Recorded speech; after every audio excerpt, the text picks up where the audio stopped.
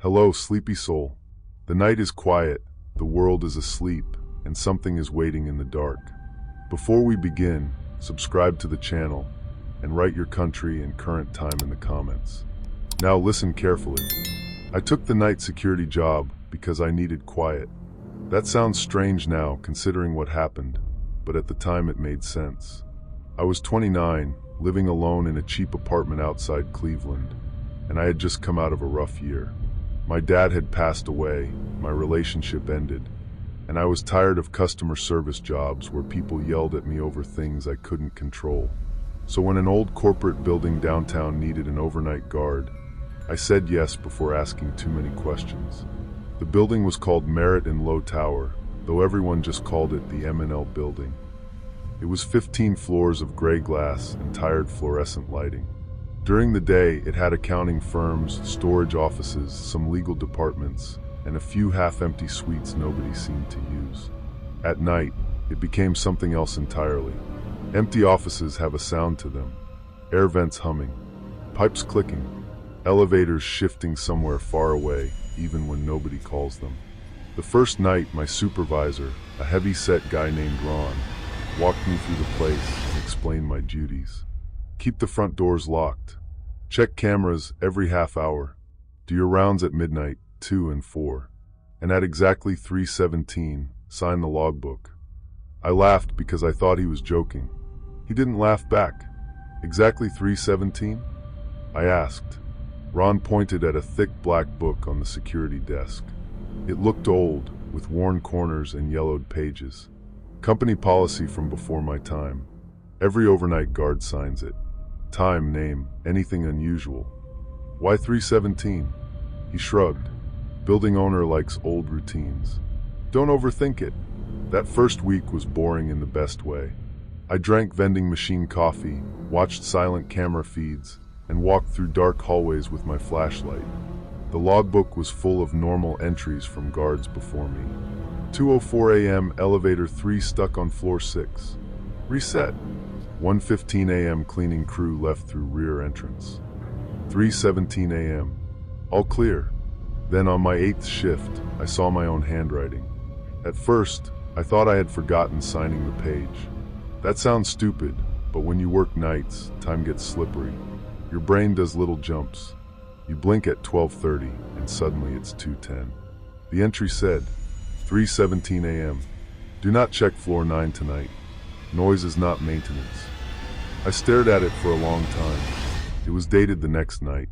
My name was underneath it. I remember smiling a little, like my brain was trying to turn it into a prank before panic could get there. Ron probably did it. Maybe new guards always got messed with. Maybe the book had carbon paper or something. Still, my stomach didn't feel right. The next night, I came in early and flipped straight to that page. The entry was still there. Same words, same handwriting, mine. At 1:52 a.m., a loud metallic bang came from above me. Floor 9. I froze at the security desk, one hand around my flashlight. The cameras for floor 9 showed empty hallways, but camera 9C had static crawling across the screen. I almost went up. Every normal part of me said, do your job. But the logbook sat open beside me. Do not check floor 9 tonight. I stayed downstairs. I told myself I would report it in the morning. At 3:17, with my hands shaking more than I wanted to admit, I signed under the future entry. For 3 more nights, nothing happened. Then the book gave me another warning. Do not answer if the phone rings from suite 1104. That night, at 2:26 a.m., the desk phone rang. The display said 1104. Suite 1104 had been empty since I started. I let it ring. It rang 12 times, stopped, then rang again. The second time, I lifted the receiver without putting it to my ear. I don't know why. Curiosity is a stupid thing when you're scared. A woman's voice whispered, "You're late." I slammed it down so hard the plastic cracked. The next morning, Ron looked irritated when I told him. "Old phone system," he said. "Lines cross." But it was a woman. Then maybe someone got in. "Can you check the access logs?" He stared at me like I had asked him to investigate a ghost. "You want this job or not?" That was the problem. I did. Rent was due. My car needed work. And part of me was embarrassed. I was a grown man getting scared by a notebook. 2 weeks in, I noticed something else. Some old entries had names scratched out. Not crossed with a pen, but scraped away like someone had dug into the paper with a key. On one page, I could still make out part of a sentence. Floor 12. The rest was torn. I asked one of the daytime janitors about floor 12. His name was Marcus, and he had worked there longer than anyone. He stopped wiping the lobby glass and looked at me. Who told you about floor 12? Nobody. I just noticed the elevator skips it. It's sealed. Why? He hesitated. Then he said, years ago an employee disappeared up there. Woman named Elaine Porter. Worked late one Friday and never came down.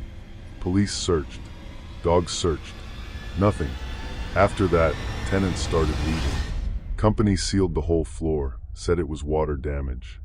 Was there water damage? Marcus gave a humorless laugh.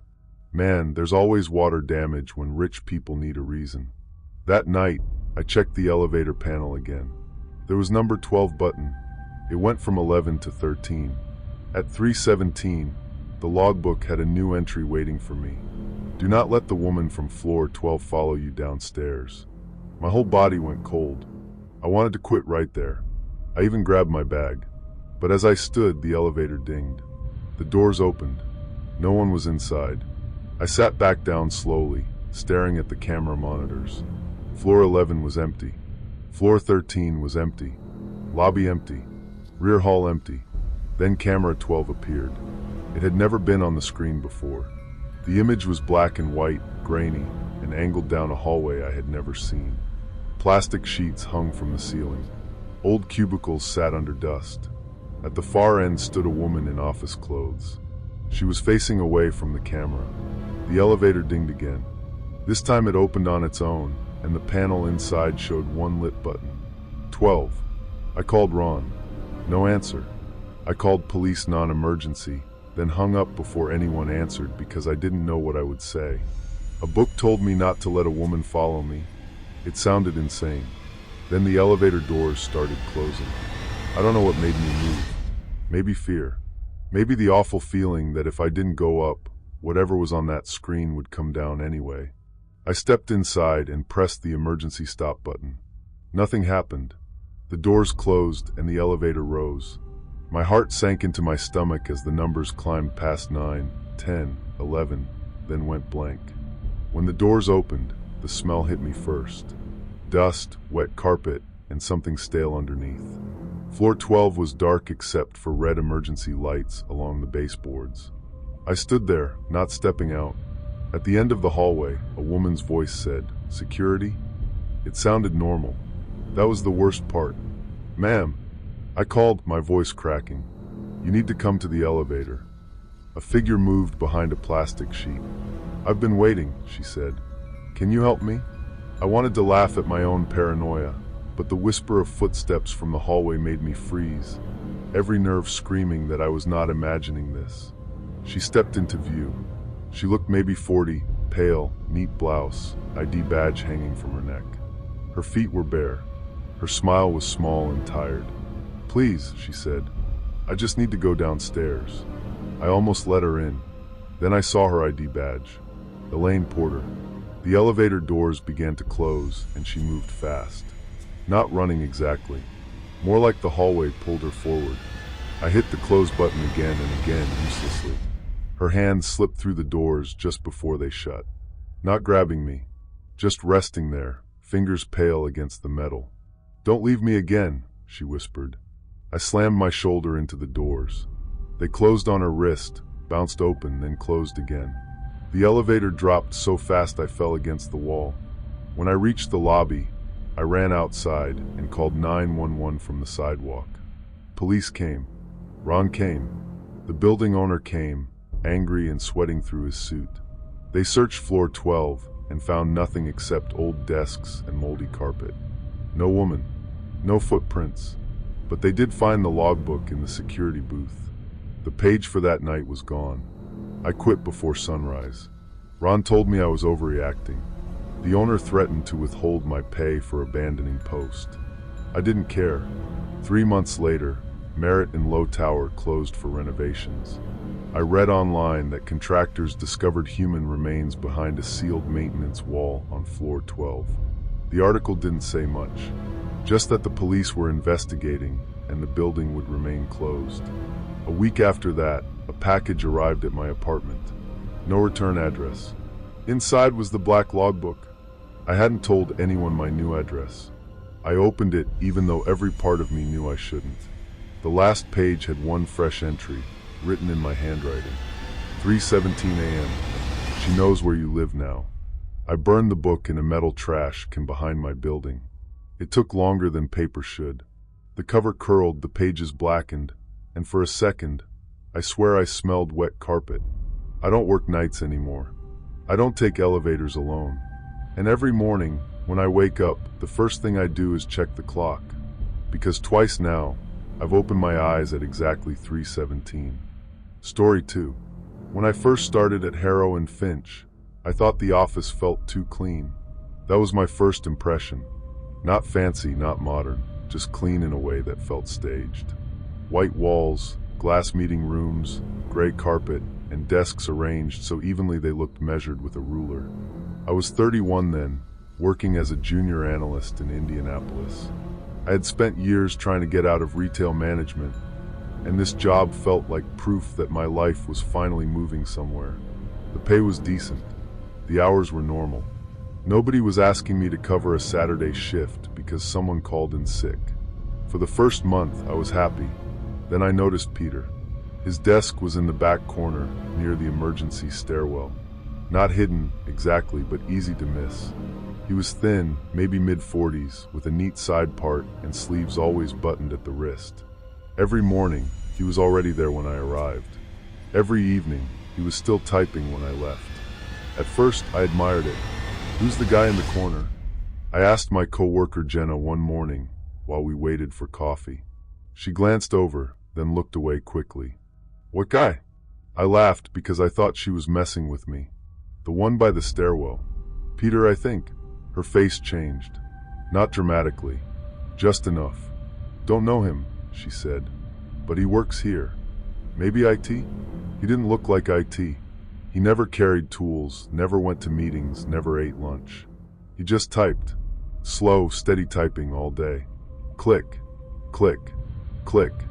I started hearing it even when the office was loud. The weird thing was, nobody talked to him. People walked past his desk like it wasn't there. If they needed something from the printer beside him, they leaned around his chair without making eye contact. One Friday, I stayed late finishing a report. Around 7:30, most lights had turned off automatically, leaving only the desk lamps and city glow through the windows. I was packing up when Peter spoke. "Long week, Daniel?" I froze. Nobody at work called me Daniel. Everyone called me Dan. I looked over. He was still facing his monitor, fingers resting on the keyboard. "Yeah," I said. "Pretty long." "You want to move up here?" he said. It wasn't a question. I gave a nervous laugh. "Doesn't everybody?" Peter turned his head slowly. His eyes were pale, almost colorless in the dim light. "Not everybody is willing." I didn't know what to say. The street looked ordinary through the windows, quiet, even comforting, but my gut told me something was off. I'd learned too late that danger often wears a friendly face. "Have a good night," I muttered. He smiled without showing teeth. "You too." The next Monday, my manager praised my report in front of the team. By Wednesday, I was invited into a strategy meeting I had no business attending. Friday, HR emailed me about a possible senior analyst track. I should have been thrilled. Instead, all I could think about was Peter. A week later, I found an old photo in the hallway near the conference rooms. Harrow and Finch, 2004. A group of employees stood around a cake, smiling awkwardly at the camera. Peter was in the back corner. Same face, same side part, same button sleeves. Not younger, not older, exactly the same. I took a picture of the photo and showed Jenna. "Look," I whispered. "That's him." She stared at my phone, then went pale. "Delete that," What? Dan, seriously. Delete it. Why is everyone acting weird about him? Jenna pulled me into an empty meeting room and shut the door. People who talk to him get promoted, she said. I waited for the joke. It didn't come. And then they leave, she continued. Not resign, not transfer. They just stop coming in. Their email gets disabled. HR says they accepted another opportunity. Nobody knows where. That's insane. I know how it sounds. Then why doesn't anyone say something? She looked through the glass wall toward Peter's desk. Because everyone wants something. That sentence stayed with me. I tried to avoid him after that. I came in later, left earlier, used a different printer. But avoiding someone in an office is harder than it sounds, especially when that person seems to know when you are alone. One night, I missed my bus and went back upstairs to wait out the rain. The office was dark except for Peter's monitor. He was typing. Click, click, click. I headed straight for my desk, pretending not to see him. You shouldn't listen to Jenna, he said. My hand tightened around my bag strap. She was offered advancement too, he continued. But she hesitated. I turned. What do you want? Peter's chair creaked as he faced me. To help. No. People keep disappearing after they talk to you. His smile didn't move. People disappear from places they outgrow. A folder appeared on my desk the next morning. Inside was an offer letter. Senior analyst. Huge raise. Better office. Start date Monday. At the bottom, where I should have signed, someone had already written my name. In my handwriting. I took it to HR. The HR director, Mrs. Caldwell, barely glanced at it. We don't have an employee named Peter, she said. He sits right there. She looked out through her glass wall. Peter's desk was empty. Not just empty. Gone. There was no desk near the stairwell. No chair. No computer. Just carpet with faint square marks, like furniture had been there for years. I felt dizzy. He's in your old staff photo, I said, pulling out my phone. The photo was gone from my gallery. Mrs. Caldwell folded her hands. Daniel, are you feeling overwhelmed? I didn't answer. That night, Jenna called me crying. She said she had made a mistake. She said Peter had spoken to her again and offered her one more chance. I told her not to go in tomorrow. She whispered, I already signed. The line went dead. Jenna didn't come to work the next day. HR announced she had accepted a role out of state. No farewell lunch. No card. Her desk was cleared before noon. That was when I quit. I sent my resignation from the parking lot and never went back upstairs. My manager called 6 times. HR emailed twice. Then Peter emailed me from an address that looked like random numbers. Subject, you forgot to say goodbye. No message inside. Just an attachment. A staff photo. Harrow and Finch, 2026. Everyone stood smiling around a conference table. I was in the back corner, beside Peter. Jenna was there too. Her face was blurred. I called police. They said an email wasn't a crime. I tried to find Jenna online, but all her accounts had been deleted. Her phone number was disconnected. Her apartment was empty when I drove past. A month later, I found a new job in a different building across town. Smaller company, Messier office, real plants dying in the windows. People argued about coffee filters. It felt human. For a while, I started to feel normal again.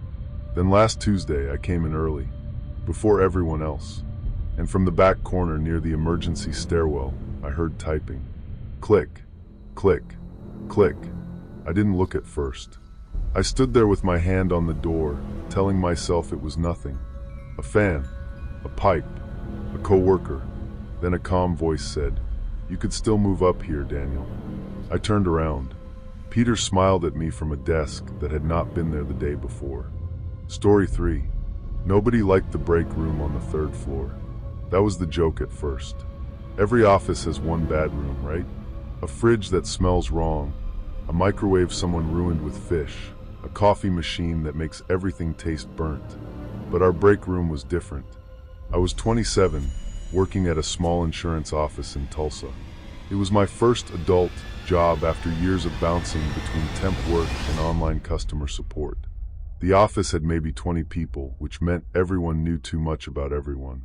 Who was fighting with their spouse, who was job hunting, who cried in the bathroom after performance reviews. The break room sat at the end of a short hallway, with no windows and one flickering light panel that maintenance never fixed. The coffee machine was old, the table wobbled, and the chairs had that fake leather that stuck to your skin in summer. Still, it was just a room, until the coffee machine started turning on by itself. The first time it happened, I was alone at 6:45 in the morning. I had come in early to finish claims paperwork before my manager could ask about it. The office was dark except for motion lights popping on as I walked. From the break room came a grinding sound. I stopped in the hallway. The coffee machine was brewing. I stepped inside, confused, expecting to find someone half hidden by the fridge. Nobody, just the machine dripping black coffee into an empty pot. I told myself someone set a timer. Later, our receptionist, Marla, laughed it off. Ghost wants caffeine. That became the joke. When chairs moved, we blamed the ghost. When the microwave beeped at random, we blamed the ghost. When people heard whispers from the ceiling tiles, nobody laughed as much. I first heard it on a Thursday afternoon. I was eating leftover pasta, scrolling through my phone, and a soft whisper came from above me. Not words exactly, more like someone breathing language through a wall. I looked up. The smoke detector blinked red. The ceiling was quiet. I got up and left my food there. Things escalated slowly enough that we kept explaining them away. That's what bothers me now. Fear rarely walks in screaming. Most of the time, it enters politely and waits for you to make excuses for it. A chair would be slightly angled when someone returned from the bathroom. A spoon would roll off the counter. The coffee pot would be full even though nobody made coffee. Then people started feeling watched. I hate sitting in there alone, Marla admitted one day. It feels like someone is copying me. That phrase stuck in my head. Copying me. 2 weeks later, I stayed late with my coworker Ethan. He was our IT guy, though in a small office that meant he fixed printers, reset passwords, and pretended to understand ancient software nobody else could use. We were both in the break room around 8:20 p.m., eating vending machine chips and complaining about our boss. Then the chair across from me slid back. Not far, maybe 2 inches. Enough. Ethan stopped chewing. I stared at the chair. "Tell me you saw that," I whispered. He stood up slowly, grabbed his phone, and turned on the flashlight. He checked under the table, behind the vending machine, inside the cabinets. Nothing. Then he looked up at the smoke detector. "What?" I asked. He didn't answer. He dragged a chair over, climbed onto it, and twisted the detector loose. A small black camera was taped inside. For a second, neither of us moved. My skin went cold in a way I can still remember. "Who put that there?" I asked. Ethan turned the camera over in his hand. "This isn't cheap." We took it to our manager, Paula, the next morning. She looked scared for about 3 seconds, then became corporate. "Don't discuss this with anyone yet," she said. "We need to handle it properly." But Ethan had already pulled footage from the memory card. He showed me during lunch in his office. The angle showed the break room from above. People entered, sat, ate, scrolled on phones, talked quietly. At first, nothing happened. Then Ethan skipped to footage from the previous week. Marla sat alone at the table drinking tea. Beside her was a dark figure. I don't mean a shadow on the wall. I mean something shaped like a person, sitting in the chair beside her, leaning exactly how she leaned, lifting one arm when she lifted hers, turning its head when she turned hers, copying her. I felt my pulse in my ears, my hands trembling as I gripped the desk. Every second felt stretched, like time itself was conspiring against me. "Is that edited?" I asked. Ethan's face was gray. "No, we watched more. It happened with 3 people. Marla, a claims processor named Victor, and me. The clip of me was from the day I heard whispering. I sat alone with my pasta. The dark figure sat beside me, perfectly still at first. Then, when I looked up at the smoke detector, it looked up too. Only it didn't have a face. Just a darker place where a face should have been. I backed away from the monitor. Why only some people? I whispered. Ethan clicked through folders. Look at the dates. Marla had resigned 2 days after her clip. Victor resigned the next week. I had been planning to resign too. I hadn't told anyone. Not my manager. Not co-workers. Not even my mother. I had an offer from another company and was waiting until Friday to give notice. Ethan looked at me. You're quitting? I nodded slowly. He swallowed. Don't go in that room again. That should have been the end. We should have called police immediately. But Paula found out Ethan had the footage and demanded the drive. He refused. They argued behind a closed door, loud enough for the whole office to hear. At 4:15, Ethan walked out holding his laptop bag. I'm going home, he said to me. I backed everything up. That was the last normal thing he ever said. The next morning, Ethan didn't show up. His phone went straight to voicemail. Paula told us he had left the company effective immediately. I knew that was a lie. At lunch, I went to his desk. It had been wiped clean. No laptop dock, no sticky notes, no little plastic dinosaur he kept under his monitor. The break room door was closed. From inside, I heard typing. There was no computer in the break room. I should have left. Instead, I pushed the door open. The room was empty. The smoke detector was back in place. On the table was Ethan's plastic dinosaur. Beside it sat a printed resignation letter with my name on it. I didn't read it. I ran. Paula caught me near the elevator. You need to calm down, she said. Where's Ethan? He resigned. No, he didn't. Her face hardened. You should think carefully before making accusations. Behind her, at the end of the hallway, the break room door opened by itself. Paula didn't turn around. A chair scraped inside. Then another. Then another. Like people sitting down for a meeting. I quit from my car, shaking so badly I typed half the email wrong. Then I drove straight to the police station with the video Ethan had texted me the night before. The detective watched it twice. He didn't laugh. That scared me more than if he had. They investigated the office, but by then the camera was gone. The smoke detector was normal. Paula denied everything. The company claimed Ethan had accepted an overseas job, which made no sense because he didn't even own a passport. A week later, Marla called me from an unknown number. She was crying. Did you see it too? She asked. Yes. It followed me home. The line cut off. I never heard from her again. It has been 11 months. I work remotely now. I don't sit in rooms without windows. I check smoke detectors in hotels, bathrooms, waiting rooms, anywhere I have to be alone for more than a few minutes. People think that's paranoid. Maybe it is. But last night, during a video meeting, my screen froze.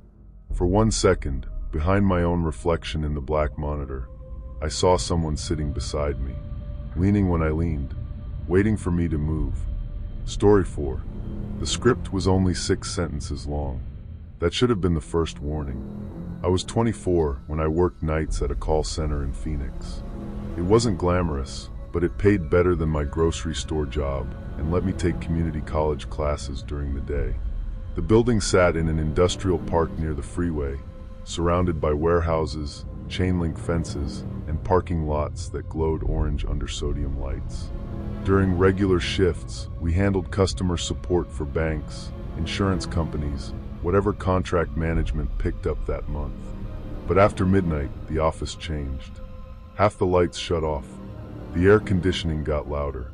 Voices became softer, like everyone instinctively knew not to disturb the dark corners. One Thursday, our supervisor, Martin, told 6 of us we had been selected for a late-night outreach campaign. Easy work, he said. No selling.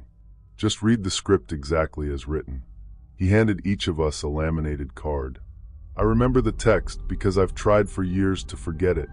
Good evening. This is a courtesy confirmation. By remaining on the line, you acknowledge receipt. By hearing this message, you confirm access. By confirming access, you permit entry. Say nothing if you agree. Thank you for your cooperation. That was it. No company name. No explanation. A co-worker named Luis laughed.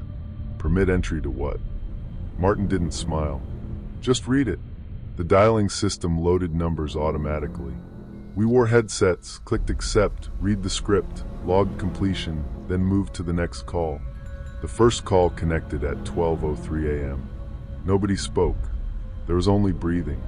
Slow, heavy breathing, close to the receiver. I read the script, trying not to sound nervous. When I finished, the call ended by itself. The second call was the same. So was the third. By the 10th call, the room felt colder. Across from me, a woman named Priya pulled one side of her headset off. Are you guys getting breathing? Luis nodded. Martin paced behind us. Keep going. At 1:17 a.m., I glanced at the number on my screen and froze. It belonged to someone in my contacts. Tanya Reed. She had trained me when I started at the call center. She was funny, loud, always chewing cinnamon gum. 3 months earlier, she had died in a car accident after leaving a night shift. I lifted my hand. Martin. He came over fast. Too fast. I know this number. Read the script. Tanya's dead. His expression didn't change. Read the script, Caleb. The call connected. For a moment, silence. Then breathing. My mouth went dry. Tanya, I whispered. The breathing stopped. From the headset came a voice so faint I barely heard it. Don't say it. I ripped the headset off. Martin grabbed my shoulder. You do not break script. I shoved his hand away. What is this campaign? He leaned close, and for the first time I saw fear in his face. Finish your list, he said. Then go home. That was when I knew he wasn't in charge. He was scared too. I pretended to keep working, but I started writing down the numbers. During my break, I searched 3 of them. All belonged to former employees. All dead. One had a memorial page. One had an obituary. One had a news article from years earlier about a man found unresponsive at his desk during an overnight shift. When I told Luis, his face drained of color. No, he whispered. My last call was my brother. Your brother worked here? He died here. Before I could ask more, every phone in the room rang at once. Not through the dialing system. The desk phones. The emergency phones. The phones in empty supervisor offices. Ringing and ringing and ringing. Martin shouted for everyone to stay seated. Priya started crying. The computer screens flickered. My call window changed. The number field went blank, then filled with text. Read it again. I stood up. Martin blocked the aisle. Sit down. No. Caleb, sit down. Behind him, the glass door to the dark hallway clicked open. Nobody was there. The air changed. That is the only way I can describe it. The room felt suddenly crowded, like people were standing between the cubicles, even though I couldn't see them. A headset on an empty desk lifted slightly, then dropped. Priya screamed. Luis grabbed my arm. We need to go. Martin kept repeating, finish the campaign. But his voice had gone thin and mechanical, like he was reading from a script too. The main exit required a badge. Luis swiped his. Red light. Priya tried hers. Red light. The system had locked us in. I could feel my pulse in my ears, my hands trembling, as I fumbled for my own badge. Every second felt stretched, like time itself was conspiring against me. Behind us, the speakers crackled. A chorus of voices whispered the script. By remaining on the line. Stop, Priya sobbed. By hearing this message, Luis grabbed a metal trash can and slammed it into the glass door. It cracked but didn't break. He hit it again. Again. On the 4th swing, the glass shattered outward. Alarms screamed. We ran into the hallway. The lights flickered in waves ahead of us, turning on just before we reached them, turning off behind us. From inside the call floor, chairs rolled. Phones rang. Martin shouted something, then his voice cut off. We reached the stairwell and ran down 3 flights. At the emergency exit, the door wouldn't open. Then my phone rang. Unknown number. I answered by accident, thumb slipping on the screen. Breathing.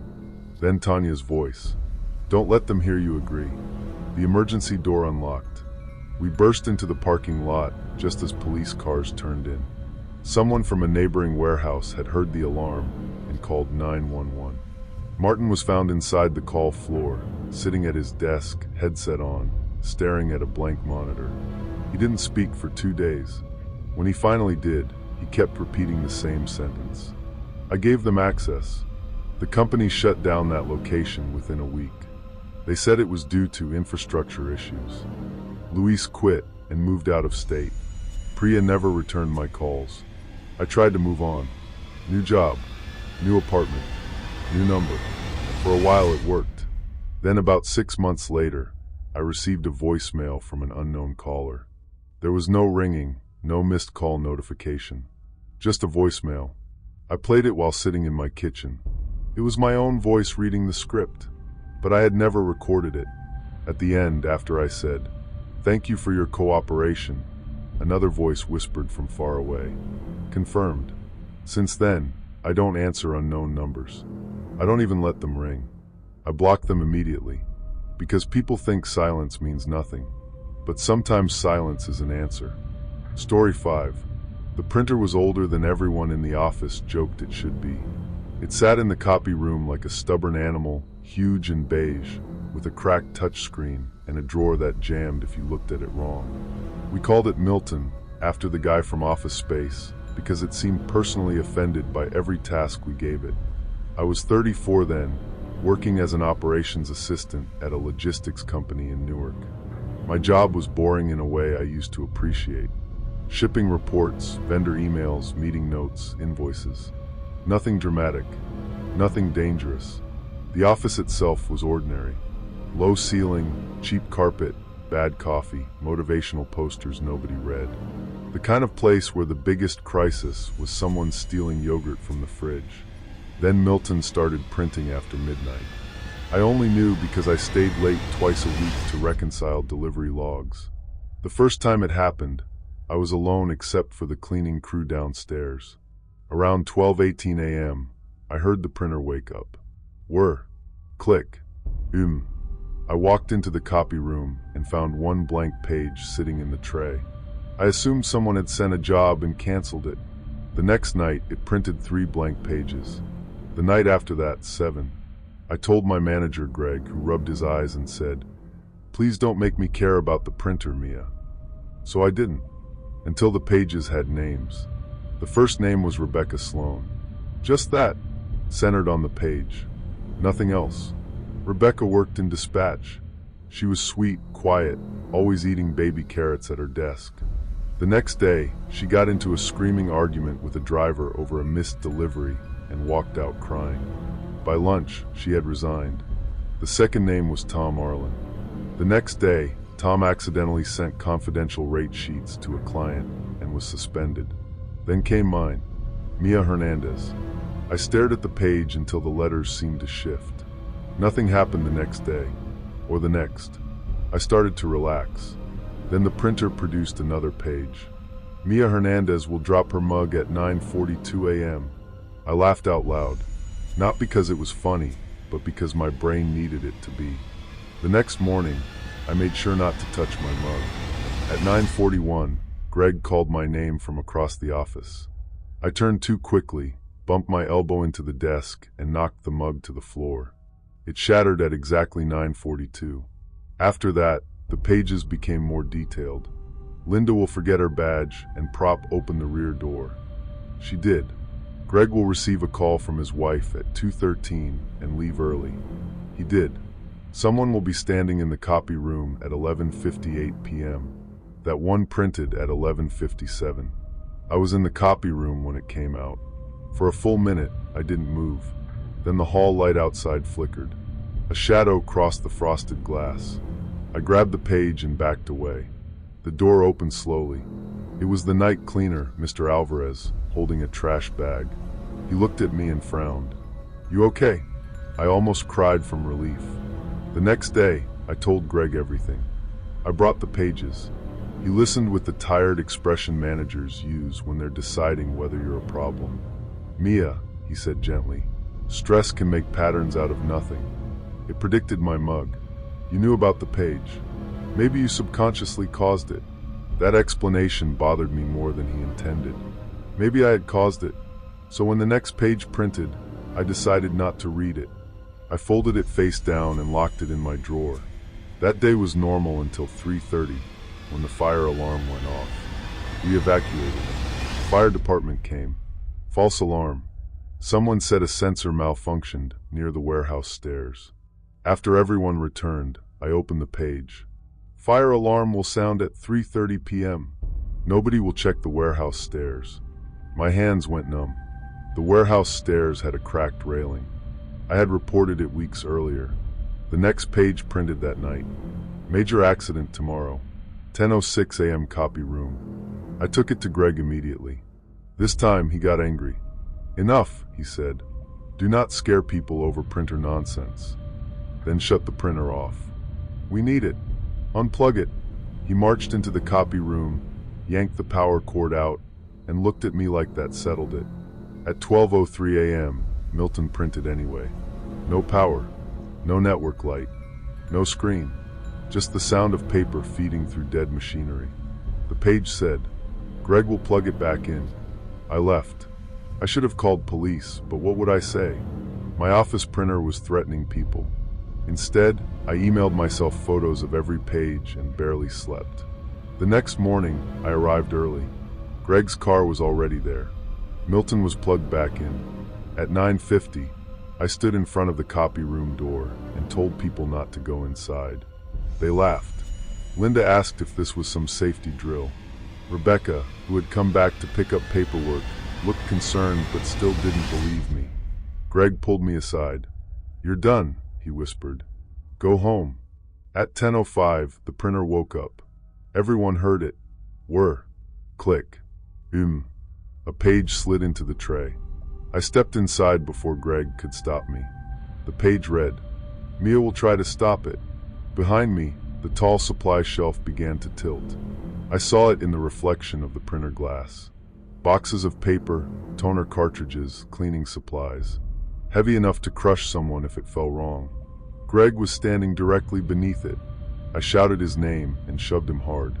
The shelf came down where he had been, smashing the floor, bursting toner powder into the air. People screamed. Greg hit the wall but stayed conscious. I fell backward, coughing, covered in gray dust. Nobody laughed after that. Firefighters came, then police, then corporate. The official report blamed improper shelving and employee panic. But that didn't explain why the printer had produced one final page during the commotion. Nobody saw it print. It was waiting in the tray when the room cleared. The accident failed. Under that, try again. Corporate removed Milton the same day. 2 men in uniforms loaded it onto a dolly and wheeled it out. I asked where they were taking it. One of them said disposal, but he wouldn't look at me. I quit a week later. For months, I had nightmares about paper sliding into trays. I still hate the sound of printers warming up. At my new job, I walked documents to people instead of printing them whenever possible. Last winter, Greg called me. We hadn't spoken since I left. His voice sounded hollow. Mia, he said, do you remember the printer? I sat down slowly. Yes, there's a new one here. At your office? No, he whispered. At my house. In the background, I heard it. Whir. Click. Then Greg said very quietly, it just printed your name. Story 6. The first thing I noticed about Mr. Voss was that nobody ever interrupted him. Not because he was loud or aggressive. He wasn't. He was actually soft-spoken, almost gentle, the kind of manager who smiled with his mouth, but never quite with his eyes. He ran the claims department at a mid-sized insurance company in Hartford, Connecticut, where I started working when I was 28. My name is Leah, and back then, I was his new administrative assistant. I took the job because it sounded stable. Good hours, decent salary, health insurance, a quiet office where people wore cardigans and complained about printer toner. After years of working restaurant shifts and answering phones at a dental clinic, it felt like I had finally landed somewhere normal. For the first few days, everything seemed boring in the best way. The office was on the 7th floor of a downtown building with scratched elevator doors and windows that looked out over gray parking garages. Every morning, I'd come in with coffee, unlock Mr. Voss's calendar, print reports, and answer emails from employees asking about meeting rooms or expense forms. Then I noticed the locked room. It was behind Mr. Voss's office, hidden behind a plain white door with no label. I only saw it because one Friday afternoon, he asked me to bring in a folder during a meeting. His office door was cracked open, and beyond his desk, I saw the second door. It had 3 locks. Not 1, 3. A keypad, a deadbolt, and a chain lock from the outside. That last part bothered me. You lock people out with a deadbolt. You lock something in with a chain. I told myself it was probably a records room. Maybe legal files, confidential documents, old claims. Insurance companies keep weird archives. That was my explanation, and for a while it worked. Every Friday at 4:30, Mr. Voss held what he called performance reviews. One employee at a time would go into his office, then through the locked room. They stayed inside for about 20 minutes. When they came out, they always smiled, but not normal smiles. Their faces looked relaxed in a way that felt wrong, like someone had erased every hard line from them. Their shoulders would drop. Their voices got softer. They stopped arguing in meetings, stopped gossiping, stopped complaining. At first, management loved it. "Did you notice Carl lately?" one supervisor said near the coffee machine. Completely turned around. No attitude. Carl had been the office troublemaker when I started. He questioned policies, pushed back on unrealistic deadlines, and once told Mr. Voss in front of everyone that the new quota system was designed by people who had never done real work in their lives. After his Friday review, Carl became the perfect employee. He came in early, stayed late, never frowned, never joked, and never once mentioned his wife again, even though before that, he talked about her constantly. One evening, I found him sitting alone in the break room at 8:15 p.m., staring at an untouched sandwich. "Carl," I said, "you okay?" He turned toward me slowly. "I'm productive," he said. That was all. I laughed a little because I thought he was being dry, but he didn't blink. "I'm productive," he repeated. I backed out of the room with my stomach tightening. The next week, a woman named Denise went in for review. Denise had been applying for manager roles for 2 years and was angry she kept getting passed over. After her review, she withdrew every application and told HR she was content with her current responsibilities. When I asked her why, she tilted her head. "Ambition creates stress," she said. "Stress reduces efficiency." That didn't sound like Denise. That sounded like a poster. My heart sank into my stomach the first time Mr. Voss put my name on the Friday schedule. "Leah," he said that morning, standing beside my desk. 4:30. Just a routine check-in. I tried to keep my face neutral. Of course, but something in me screamed no. That afternoon, while he was at lunch, I opened the file cabinet behind my desk. Part of my job was organizing personnel folders, so I had access to more than I probably should have. I searched Carl's file first. There was nothing strange. Then Denise's. Nothing. Then, behind a stack of old folders, I found a box labeled inactive. Inside were employee files from years earlier. Names, photos, termination dates. And there they were. Carl Benson, terminated 2016. Denise Hall, terminated 2019. But Carl and Denise worked with me every day. I sat there frozen, my hands cold against the paper. Then I found a file with my name on it. Leah Mercer.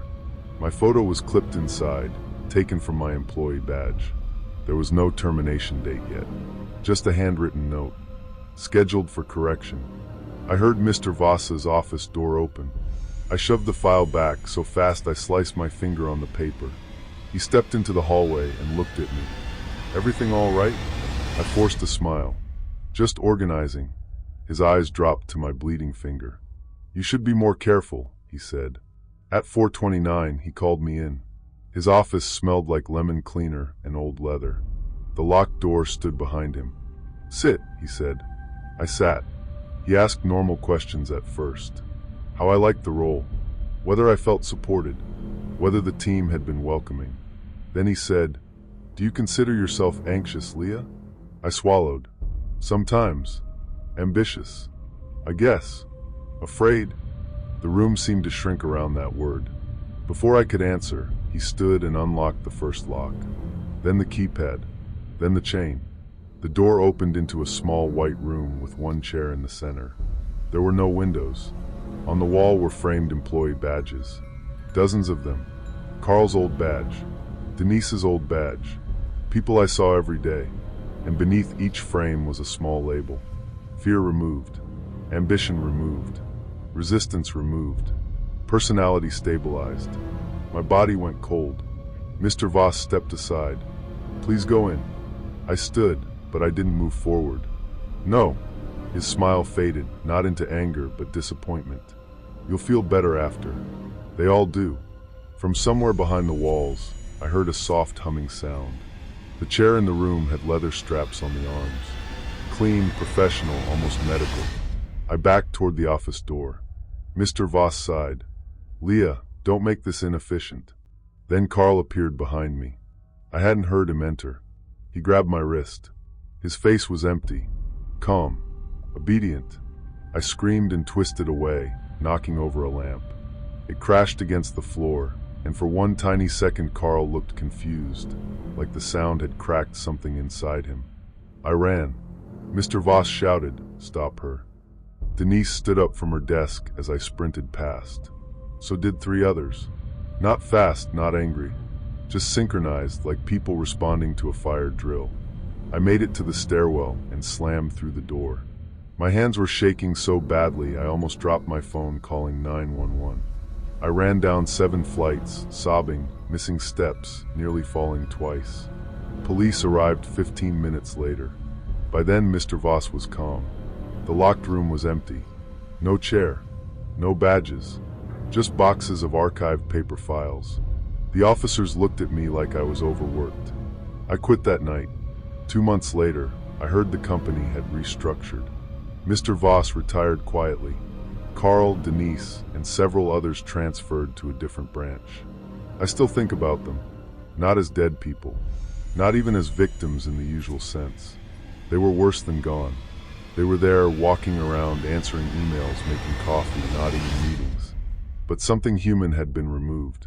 Sometimes I wonder how many offices have a locked room like that. Maybe not with straps or badges.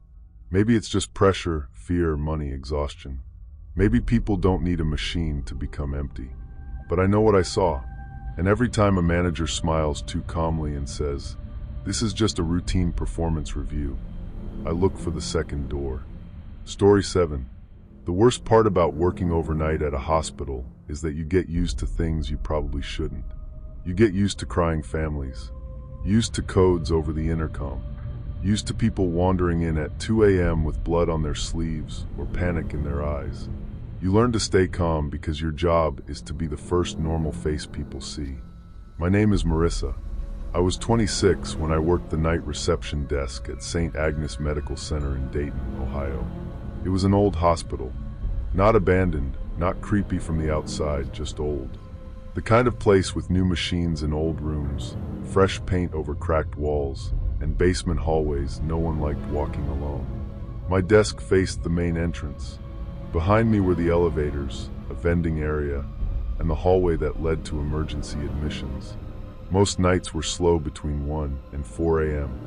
I'd check people in, answer calls, sip bad coffee, and try not to fall asleep under the fluorescent lights. The first visitor came in on a rainy Tuesday. He was an elderly man in a brown coat, soaked from the shoulders down. He walked through the automatic doors slowly, holding a black umbrella that dripped onto the floor. "Can I help you?" I asked. He smiled politely. "I'm here for Margaret Ellison." I typed the name into the patient system. "Nothing. Do you know what department she's in?" He looked past me toward the elevators. "Room 418. That made me pause. Room 418 existed, but it was storage now.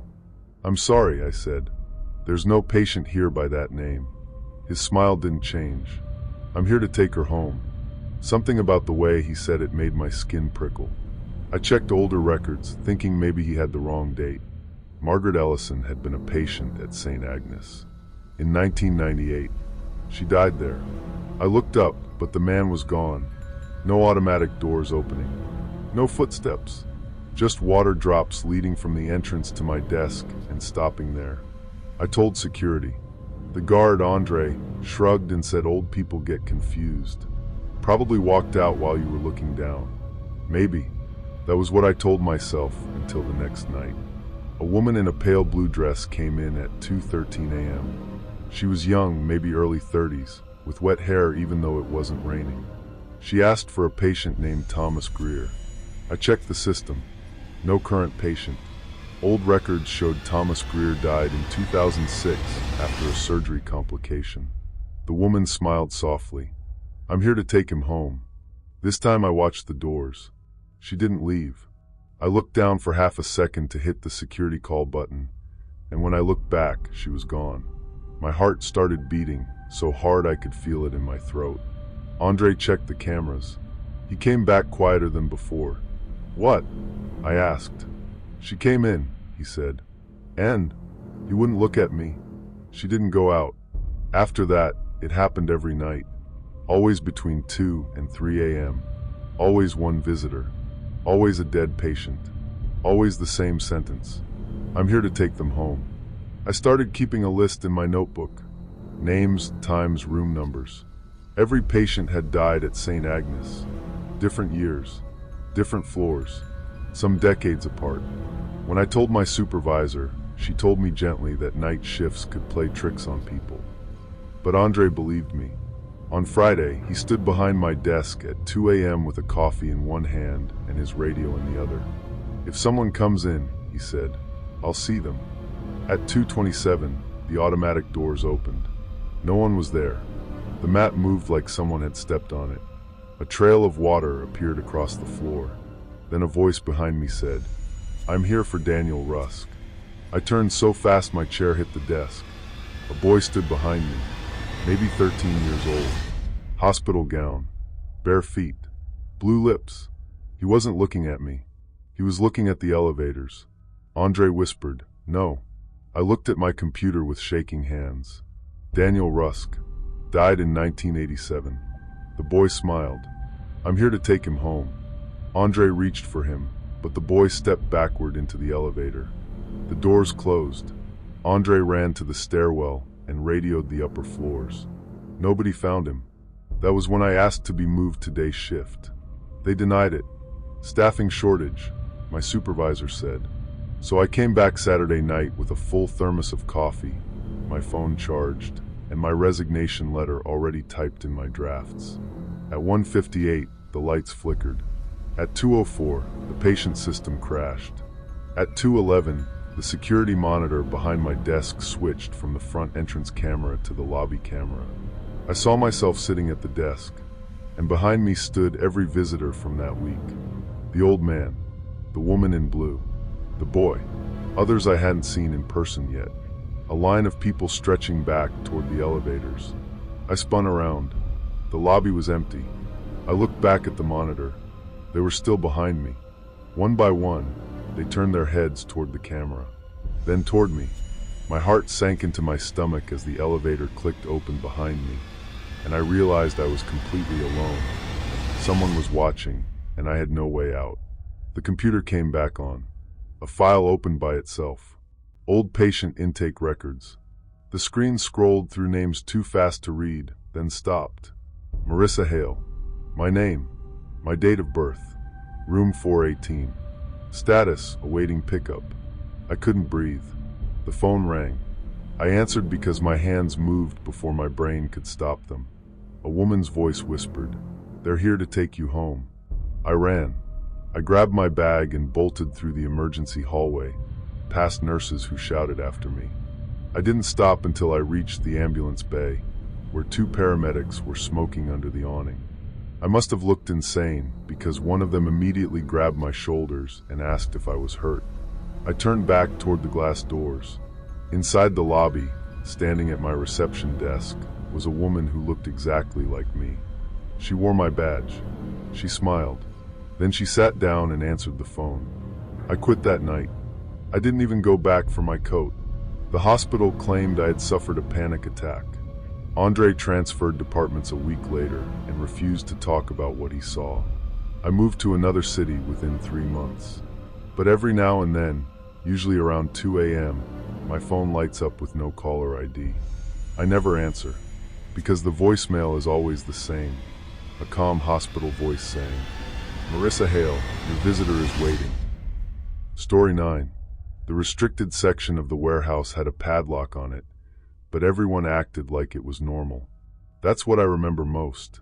Not the strange boxes, not the inventory list, not even the one with my name on it. It was how ordinary everyone made it seem. My name is Marcus. I was 30 when I worked nights at a distribution warehouse outside Louisville. The place shipped office supplies, small electronics, cleaning products, whatever contracts came in.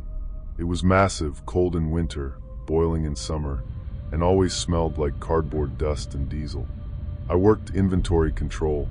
That meant counting pallets, scanning barcodes, and pretending the handheld scanner wasn't older than me. It was boring, but I liked boring. Boring paid rent. At the far back of the warehouse, past aisles K through P, there was a fenced-off area called Section R.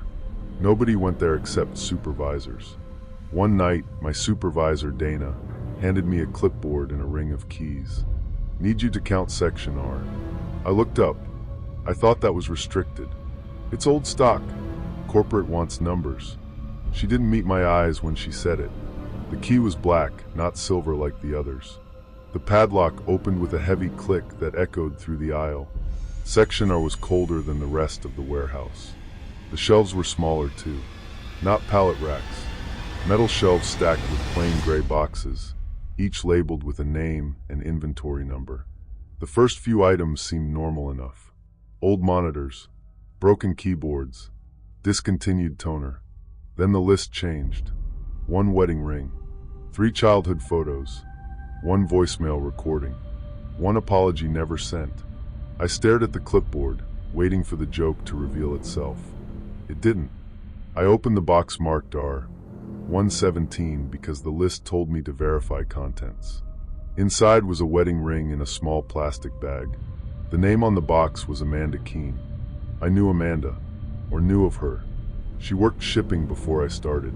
People said she quit suddenly after a breakdown. The next box had 3 photos. A little boy on a bicycle, a birthday cake, a school portrait. The label read, Victor Alvarez. Victor had vanished 2 years earlier. Officially, he walked off shift and never came back.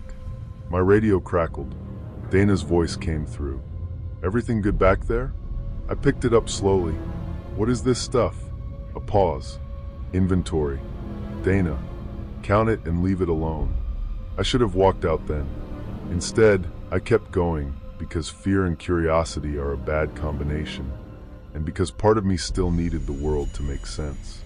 The deeper I went, the stranger the items became. A jar labeled laugh. An old cassette marked mother's voice. A sealed envelope labeled first memory of home. Every box belonged to someone who had quit, been fired, or disappeared. Then I found a box labeled with the name of a current employee. Eddie Shaw. Eddie worked loading docks with me. He was loud, funny, always talking about starting his own landscaping business. The box was half full. Inside were keys, a photo of his dog, and a folded paper labeled reason for leaving. The next morning, Eddie didn't remember owning a dog. I showed him a photo on his own Instagram. He stared at it for a long time and said, "Cute dog." "Whose is that?" My stomach turned. Over the next week, Eddie changed. He stopped joking, stopped talking about landscaping, stopped calling his girlfriend on breaks. When I asked if he was okay, he smiled politely. "I'm here to work," he said. That same day, Dana assigned him overtime for the next 2 months. I went back to Section R after midnight. This time I brought my phone and recorded everything. The black key was no longer on my ring, but the padlock was open. Inside, the shelves had changed. Boxes had been moved. New labels appeared. One said, Eddie Shaw Ambition. It was empty. Another said, Eddie Shaw Anger. Full. I backed away and bumped into a shelf. A box fell. My name was on it. Marcus Bell. My heart started pounding so hard I thought I might pass out. Inside were small items I recognized immediately. A movie ticket from my first date with my ex. A photo of my dad holding me as a baby. My grandmother's recipe card. And at the bottom, a small digital recorder. The label said, "Voice." I pressed play. My own voice came out, but I had never recorded it. "I don't want to work here forever," it said. "I want a life." I started crying right there in the aisle, not loud, just helpless. Because hearing my own voice say that in that cold warehouse made me realize how much of myself I had already been handing over, little by little. A noise came from the entrance. Dana stood inside Section R. "You weren't supposed to open yours yet," she said. I ran. She didn't chase me. That was worse. She just spoke into the radio. "Begin collection." All around me, shelves rattled. Boxes shifted. Somewhere in the dark, my name was whispered in my own voice. I reached the gate and slammed it shut behind me. The padlock snapped closed by itself, catching the sleeve of my jacket. I tore free, leaving fabric behind, and sprinted through the warehouse. At the exit, my badge didn't work. I slammed it against the scanner again and again. Red light. Behind me, forklifts beeped to life with no drivers. I grabbed a fire extinguisher and smashed the glass beside the emergency door. The alarm exploded through the building as I pushed outside into freezing rain. Police came. Dana told them I had been stealing from restricted inventory. Corporate produced footage of me entering Section R. But my phone video was gone. My gallery was empty. The next morning, I couldn't remember my grandmother's face. That was the worst part. Not the police. Not losing the job. Not Dana staring at me from the office window while I was escorted out. It was standing in my kitchen, holding that recipe card I had somehow recovered from the box, and realizing I knew it mattered but couldn't remember why. I moved away 3 months later. I keep a notebook now. Names, photos, memories, everything. I write down who I am because I don't trust that it will stay. Last week, I found a gray box outside my apartment door. No shipping label. Just my name. Inside was a small plastic bag labeled Fear. It was empty. Story 10. The wellness app was supposed to help us feel better. That's what the email said. Introducing ComCore, your personalized workplace wellness companion. I worked for a tech support company in Austin, Texas, and like most companies that talked constantly about mental health, ours caused most of the stress it claimed to care about. My name is Rachel.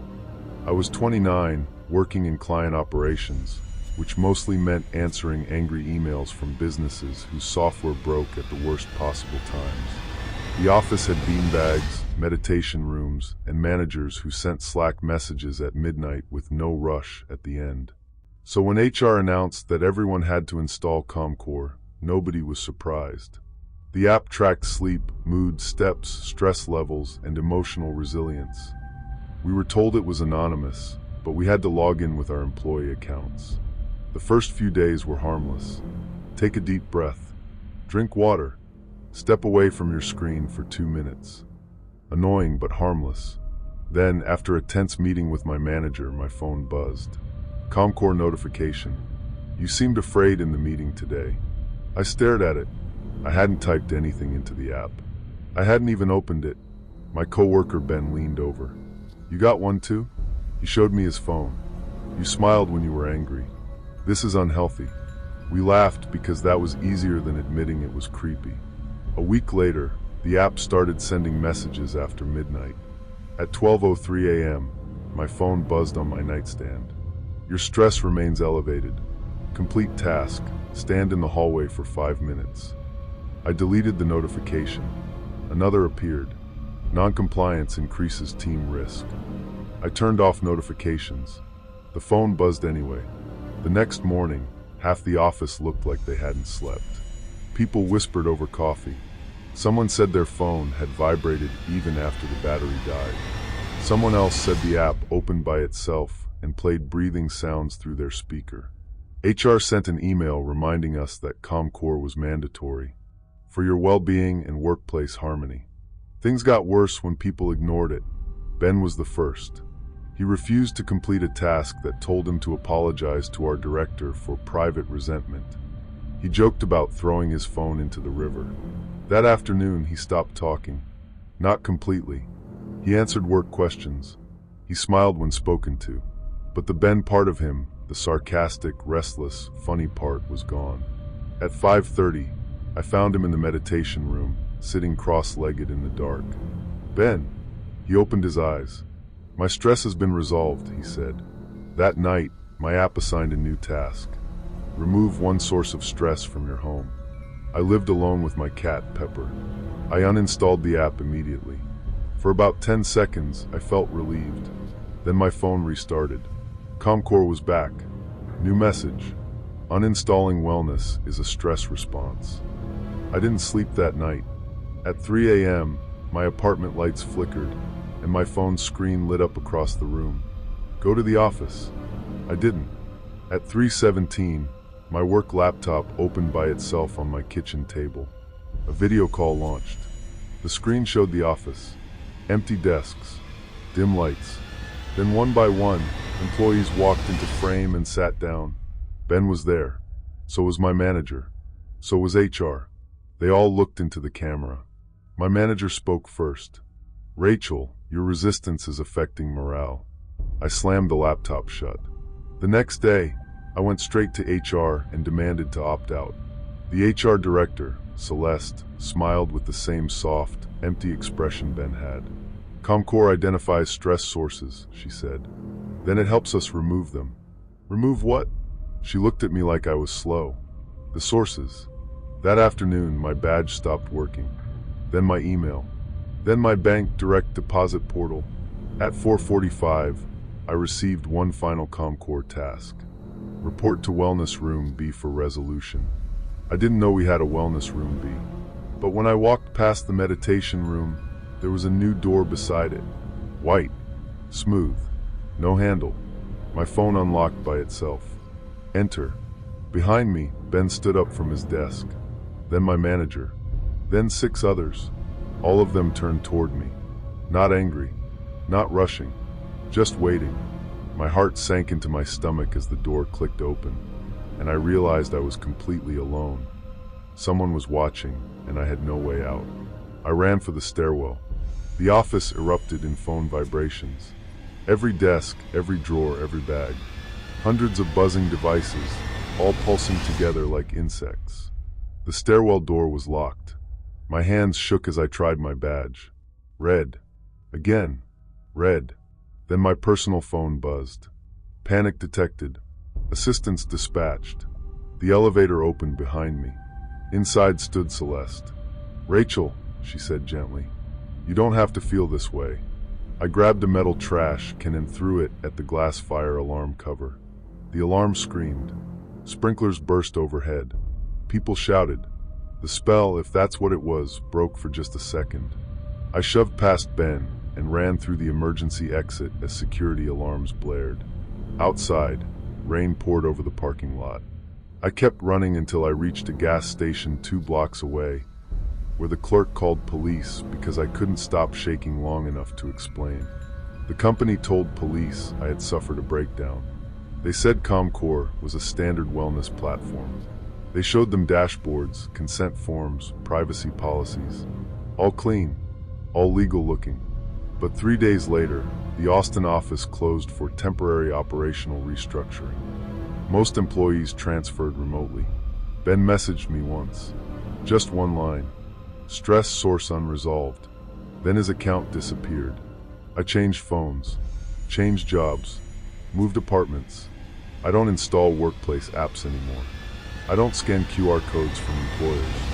I don't believe anything is anonymous just because HR says it is. Last month, I started at a small company with paper timesheets and an owner who still uses a flip phone. On my first Friday, I found a welcome packet on my desk. Inside was a wellness brochure. No app, no QR code, just one sentence printed in pale blue ink. "We missed you, Rachel." My phone buzzed in my pocket. It was turned off. I already knew what the notification would say before I looked. "Your stress has returned.